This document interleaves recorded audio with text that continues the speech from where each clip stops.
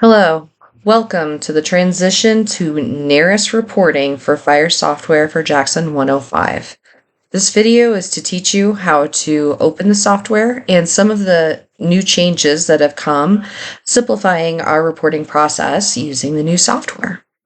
When you first log into ImageTrend, it's going to look the same. Your login will be the same as it was for NIFRS and as it's always been. First thing you're going to do is go into the Incidents tab. You're going to notice that we have new sections here. Until January 1st, we will continue to use the NIFRS fire forms that you see right here. These will be shut down and removed shortly after January 1st, and we will start to rely on the NARIS fire forms exclusively. For those of you who are familiar, you can make your NARIS form directly from CAD, just like you could with NIFRS. But I'm going to go through today how to do it if you forget to download the CAD or there's a bad CAD export and not one available for you to use. So we're going to open up the NARIS fire form here.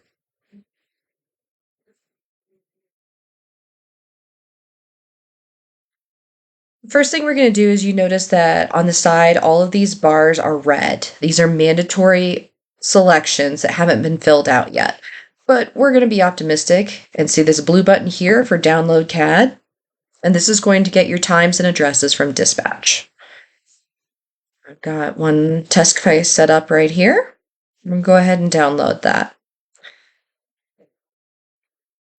So even though you create the file, you can still download this CAD data at any time. So the dispatch incident number is going to auto-populate here. Dispatch determinant code is going to be your Alpha, Bravo, Delta, Echo type responses, which were not included for this case. Now, when we go through this dispatch tab to begin with, the majority of this is what dispatch asked for, not necessarily what went. So this section here is mostly going to be review for you, and then fill in some blanks if you see something that might have been wrong. Like a response mode to scene, we're going to say that we went emergent. CAD comments, these all fill in down here. We're going to go ahead and click next. We're going to verify that all of these times have indeed filled in as they should have.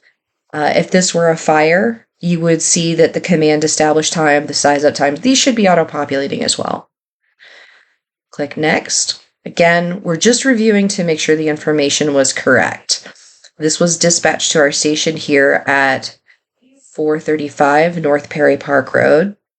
And there's got a little bit more information than we used to see on NIFRS. We've got our basic address information, but also for a traffic accident, we could say whether it was on the northbound or southbound lanes, say of Perry Park Road. We can scroll on down and include even more information, such as dispatch structure, dispatch site, which we would be a campsite in the National Forest. And there's other special markers here. If we were to be on I-25, possibly mile marker 180. Dispatch neighborhood, this could be populated as Keene Ranch or Christie Ridge. Just information, but again, this is as dispatched. You will have an opportunity for, there's what they expected you to find, and then what you actually found is going to be in the incident tab. So I'm going to go ahead and continue just reviewing this. The dispatch unit response, this is going to auto-populate with the apparatus that dispatch originally requested. If those were unavailable, you will correct them with what was actually sent on the incident tab. So you can click this here and open it up. Something that's unique is under NARIS, our apparatus have ID numbers. This is part of the system settings and isn't something that you will need to change. When you go ahead and populate this in here, the NARIS number will come with it. These times should also be auto-populating for the unit. And if there were a medical response, say if our medic 143 were to respond, this tab below would also activate. Go ahead and click OK, and we're done with that tab. Next, going into the incident, this is going to be what was actually sent on scene. Incident date auto-populates. The NARIS incident ID, this is not something you will need to worry about, but when you create this file and it updates into the federal database, it will send this information back to us and populate itself. This is not something that operations will need to use. Primary incident type.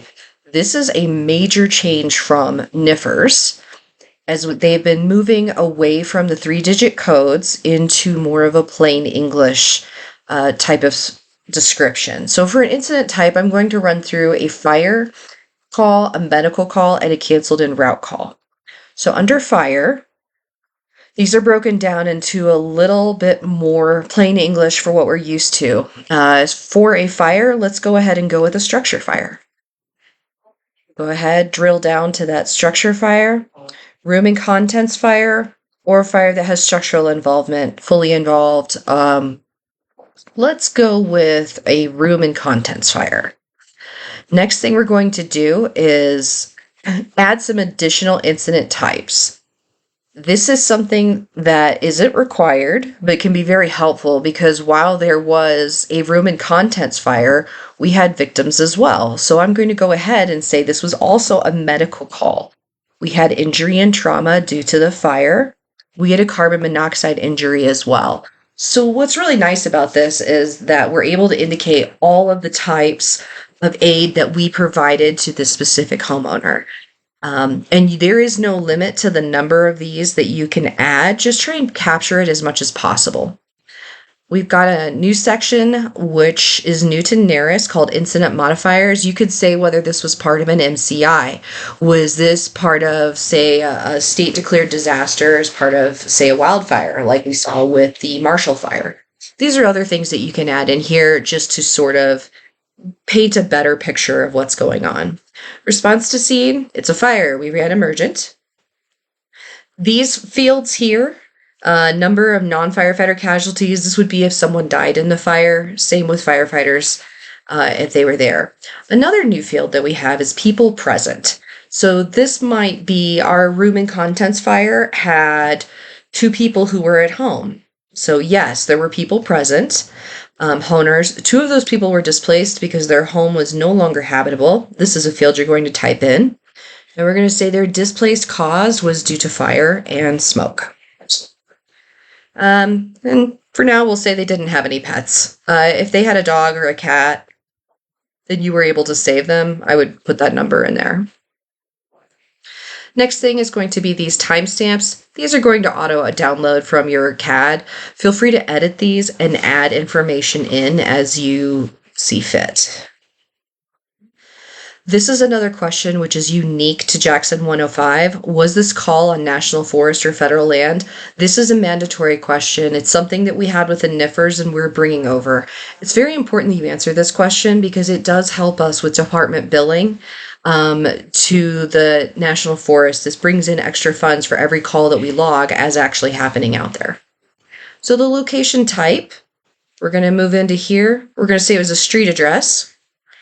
This is very similar to what we saw with NIFRs. We're going to keep on going down. If you don't know the answer to something, just go ahead and leave it blank. Going to go on down here. Place type. This is going to be a field which we need to fill out. Fortunately, these are moving more towards that plain English situation. So we're going to say this place was a residence. This structure fire was a single-family residence, and that's where we're going to go document that. If you have any of this additional information, like if this were an outside fire with a campsite, this would be where you would put like campsite 87 or something so that we could track that information appropriately. The neighborhood, maybe this was Keene Ranch. You can go ahead and add this information in, and it's going to help us get a better understanding of what's happening in our district. Let's go ahead and move on. The location use. We're going to say this is residential. We're going to go on down to number 10 here. There's just much easier options this time with NARIS is with, agriculture. Maybe it was a farm outbuilding. We're sticking with this example. We're going to be using residential. So I'm coming down here to an attached single family dwelling. There you go. Was the location in use? Yes, there's 2 people living there. Was it being used the way it was intended? Yes. Secondary use. This is also something that's very helpful because many people have home businesses. So while this may have been a single family dwelling, they may have had cooking operations in the basement for a private business. So for a secondary use, I would go on over here and There's quite a few options. It could have been a school. It could be a pre-K daycare. We're going to say they had a country cottage kitchen, so it was industrial cooking down in the basement. We'll go ahead and click next. Actions on scene. This is going to be you arrived on scene. What did you do while you were there? And maybe that was nothing. Maybe that was something. So most of the time you're going to say, yes, I did have actions on scene. It's going to open up your next menu to actions taken. With a structure fire, one of the first things we're going to do is scroll down here to suppression. It could be suppression, ventilation. Feel free to pick through this list and see. There's many more options than there used to be. Forcible entry by itself is now an option. Did we contain the fire? We have hand crews for wildland fires and dozers, but this case we're still going through our structure fire example. So I want to go on down to suppression. We did structural fire compression. We did interior and exterior. We're going to say this was a whopper. Additional actions that you took because there were patients was emergency medical care. So we're still going to go to this number 3 right here. And some of your crews, while they were suppressing the fire, other ones were performing patient assessments. Others were providing basic life support. So just go ahead and add these in here to try and cover the full scope of everything that you did on scene. Let's go ahead and click next. With any structure fire, we don't like to go alone. So one of the things that we will have on here is, let's say we received mutual aid. This box right here turns red because we have to open it up. There are new categories for aid given and aid received. First one is going to be, we're asking for help, but we are still functioning as the primary fire department. So Jackson 105 responded to this call, but we've asked Larkspur to come help us. So I'm going to go ahead and click this one. The one here in the middle, automatic aid in lieu of primary entity, that is what you're going to use when, say, Jackson 105, engine 142 is out on another call and we have no one left to respond. In this case, we're still documenting that the call happened in our district, but our mutual aid was to replace the fact that we were not available. So that would be a case that you would use this center one. This final one here on the end, mutual aid acting as another entity. This is not one which we will use within our district. This would be if Larkspur Station 162 went under construction and we were contracted to take all of their calls for 6 months. That would probably be the only case that we would ever use this one. So this one here on the end, I would largely disregard. That would be a rare circumstance which your leadership would make you aware of if we ever needed to use it. So we're going to go on down here to agency name, and we're going to have our partners at Larkspur Fire assist us. Okay. We also want to go through, we're going to keep adding in the number of people who gave us because we're not going to fight this fire alone. So received in support of us, we're going to say Castle Rock came out as well. Just go ahead and add that in here. So now we've covered each one of our departments that came to help us. There are also options to add non-fire departments. This is a new feature of NARIS. Law enforcement. We're going to say Douglas County Sheriff's Office showed up. The family had pets. Animal Services came to try and help us out as well, containing the fire. So this is just trying to paint that better picture of how many people and different agencies that work together to extinguish it. We're going to go ahead under authorization. This is auto-populating. And then we can go ahead and add in who our officer was on shift as well. And I'm going to go and pick Chief Olin for today. Go ahead and hit next. Next thing we're going to do is our narratives. Now these narratives will largely be the same as they were under NIFRS. We're going to start with engine 142 was dispatched to a structure fire. And we're going to go ahead and contain more information here. You're going to paint the picture for a fire of everything that you saw on scene. On first arrival, smoke was showing on the Alpha Delta side. You want to indicate whether it was a 2-story, single-story building, maybe a 2-story with a walkout basement. Go ahead and paint this picture so that anyone who reads this narrative can feel like they saw through your eyes what happened. Go into the suppression details. Did you pull an attack line 1 3/4? Did you pull a master line? Was it room and contents and you were able to hit it with just a water can? All this information is things that you want to put in here, same as you did during NIFRS. If you have any questions, please seek out your officer for additional information.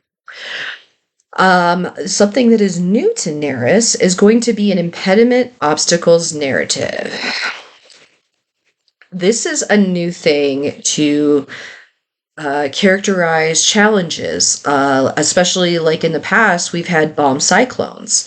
Engine 142 experienced a delayed arrival on scene due to snow over 2 feet deep, or heavy traffic, or elk crossing the road. Anything that caused you to have some trouble while that you were on scene, or obstacles that were experienced, go ahead and put these in here. This is just to paint that picture, especially when National Statistics starts to look at this. They want to be able to understand why some of the data is the way it is. So we're going to move on to unit responses. Under a unit response, this section here is going to be different than the dispatch section. Now, dispatch is auto-populated that engine 142 responded. If that did not happen, you're just going to go ahead and delete this right here and take it out. So you're going to go ahead, say engine 142 was unavailable. We had to send SCAT 143 instead. So you're going to go here to your unit call sign. And we're going to go to SCAT 143 actually responded. Let's go ahead. It's already auto-populated your NARIS IDs for you. Unit actions. So what did the unit do while you were there? Well, SCAT 143 was assigned to suppression. Outside fire, or structural fire suppression. And we'll just say they did interior and exterior. This would be what their assignment was while they were first due. We're going to go ahead and add our people in here. So our unit personnel, I'm going to go pick on some random people in this list. These are going to go ahead and auto-populate. The personnel name is the minimum amount of information you have to put in here. What their role is, you can have assigned as their crew seat number. Were they the driver, were they the officer, or were they on standby? So we're going to have that person as driver. Personnel level, this would be their level of certifications. Again, this is not something that is required information. Feel free to add it if you're aware of what it is, but don't waste time on it. Go ahead and say okay. Now I want to go ahead and add another person. We're going to say this was a 2-person unit, and we're going to have another firefighter join us. Personnel role here is going to be officer. Go ahead and click OK. And now we've added our crew attached to this rig. Going down, GPS times. If this is not populated, don't waste your time on it. Unit personnel count. There's a trouble ticket at ImageTrend for this right now because it is supposed to be adding the number of people, 1, 2, and summing it up here in order to show how many people were able to respond. So for now, we have to delete that number and put it in manually. Here we are. There is a trouble ticket in. ImageTrend is aware of this and will be repairing it shortly. I will send out an email once this feature becomes repaired. Was the unit unable to dispatch? No, it did go. And these times here would populate if this was the same unit as dispatch. Responded emergent. Did it transport? No, we're a non-transport agency. Was there a medical response in relation to this call?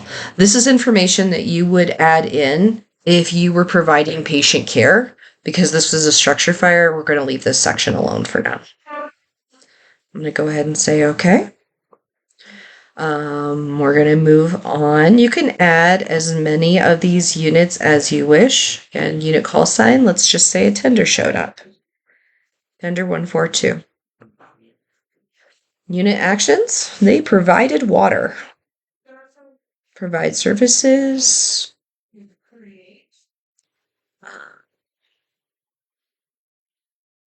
Maybe not. So you know what? This is a great example. I'm not very sure where the new one is, so I'm just going to type the word water.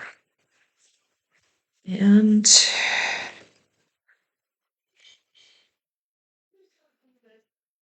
There we go. Let's remove water. It looks like, provide services, provide apparatus and water. There we go.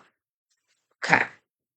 So when you say find value, you can either find it here in this side menu or just search for it in any common language that you would choose to use. So unit personnel, I'm going to go ahead and select another random person off our list and just click OK. There we go. We've got a tender and a scat en route to this fire.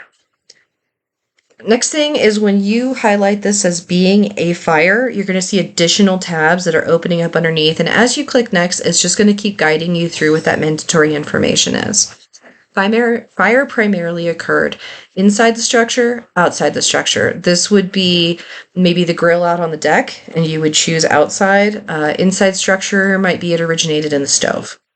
So we're going to go ahead and say it originated inside. Water supply, we have no hydrants. So essentially this is going to be either a draft from a static source, if you're lucky if they have a swimming pool, water tender shuttle. Those just go through and pick what was the most appropriate thing that you used to supply water for the fire. Is a fire investigation needed? This is typically going to be yes. Anytime there is a fire, you need to notify the Bureau to have an investigator come out. Investigation type. Go through and take a peek. Most of the time, this is going to either be investigated by on-scene resource or investigated by arson fire investigator, which will be our fire marshal. Going on. Structure fire. Did the fire progress? Did it start and small and blow up? Can you see those patterns? If you don't know the answers to any of these, this is something that you're going to leave to your officer or your fire investigator to fill out for you. So yes, we were able to see where the fire patterns moved. Fire on arrival. Was there smoke showing? Was there fire showing? Was the fire already out on arrival? We're going to say that smoke and fire were both showing on arrival for our example. The fire floor of origin, we're going to put that as floor number 1. Fire room of origin, we're going to say that was the kitchen. Was there damage to the building? Yes, it was a room and contents fire. We're going to say that there was minor damage to the kitchen. Structure fire cause. This is something that it is in your best interest to have the fire marshal, your officer, or fire investigator fill this section in, but take your best estimate of what you believe the cause was. If you are not sure, you have no idea, it has not yet been investigated, you want to go down here to unable to be determined. But we're going to say this was a kitchen fire. I'm going to come on back here and say it was a cooking incident, left cookies in the oven too long. Let's go on. Were there any exposures? You can go ahead and add them here. This would be exposures to, say, another building if you were inside somewhere very densely populated. If you were melting the siding off of the house next door, these would be kind of places that you would document them. We're not going to have any today, so I'm going to go ahead and click next. I'm going to walk my way through. If there were any casualties, any rescues, if you performed a grab to get someone out in terms of a fire, this would be the place you would document that. Who that person was it a firefighter? Was it a civilian? Any information that you might have in here would be an appropriate place. Next, we're going to go into, because the structure fire occurred in our district, we need to go ahead and record were smoke alarms present. Yes. And go into detail as far as what the types were. Smoke alarm type, we're going to say long life battery, a sealed 10-year unit. Was it working? Yes. Was the smoke alarm, did it tell everybody to evacuate? Yes, it did. And continue on down and answer as many of these questions that you can. Was there a fire alarm present? Yes. Or say it was an automatic alarm and it did alert the occupants. Were there any other fire types of alarms present? No, this is not applicable. We've covered the majority of those here. One thing too with this section is we do not need to answer risk reduction questions if this fire were in someone else's district. If this home were in Castle Rock and we were to perform mutual aid for them, this is not a section which needs to be answered, only for fires within our own district. So we're going to go ahead. Was there a fire suppression system? It was not sprinklered. Again, this entire section is not required unless the call resided inside our jurisdiction. This is a new questions which have come out under NARIS. Corrugated stainless steel tubing is a known hazard in many homes. It's been installed everywhere and is actually still being installed today despite the known fire risk. NARIS is looking to better understand how far and how many of these are actually occurring around the United States. With corrugated stainless steel tubing being a cause, this is something you need to defer to your someone in the Bureau to answer this question for you. It's not a mandatory one. So we'll say, nope, that was not a risk. Something that is wonderful being added to NARIS is these new electrical hazards section.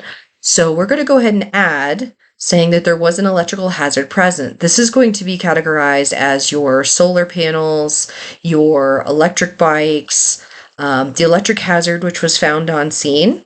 We're going to go over here and let's just say there was maybe a dog chewing on a cell phone in the kitchen. You can go ahead and add that in here.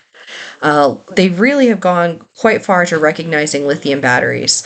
Another thing that they've added in is if this was a garage fire, road registered car, there's recognition maybe someone had a Tesla in the garage. Was this a full electric vehicle, hybrid? Was it plugged in?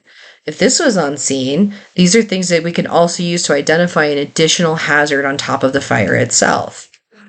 You're going to start seeing questions like source or target. So the source is going to be, this is the origin of where the fire started.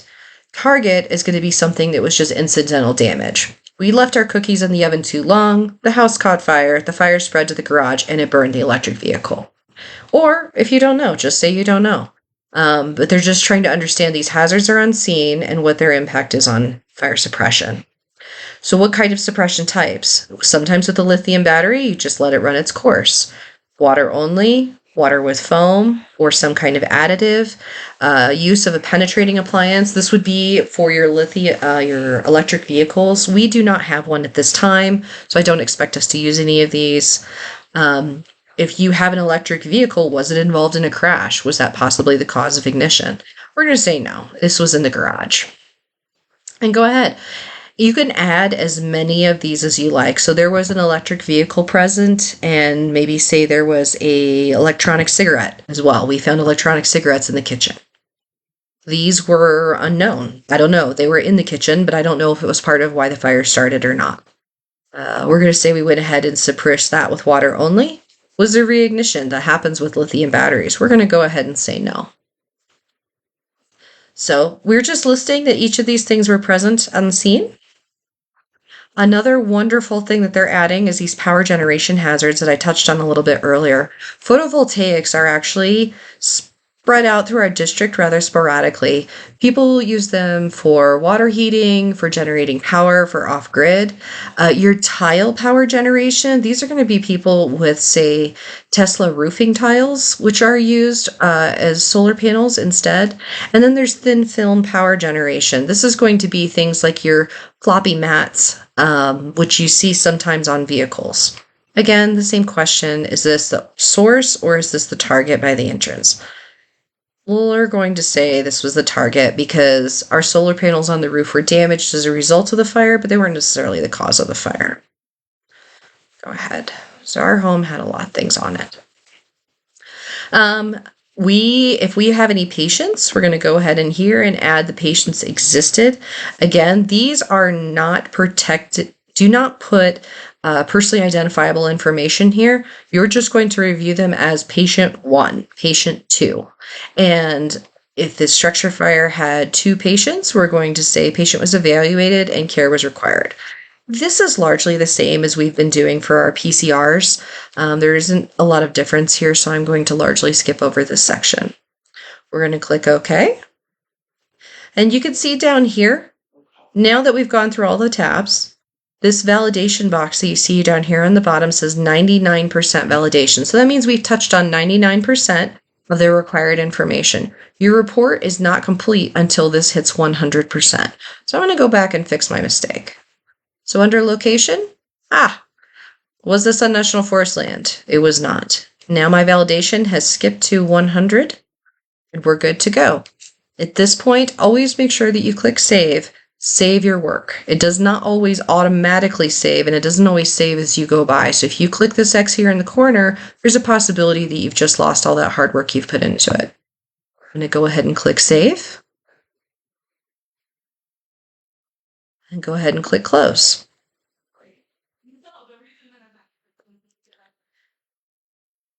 And now you can see this new file here has loaded up into your profile. These will not automatically lock when you go in to close the file, which is another change from NIFRS. So if you need to make a modification later, you remember more information, go ahead and hit this arrow here to reopen the file. And we can go through and edit any of these tabs. All right, I'm going to go ahead and close this, and we'll review another example in a separate video.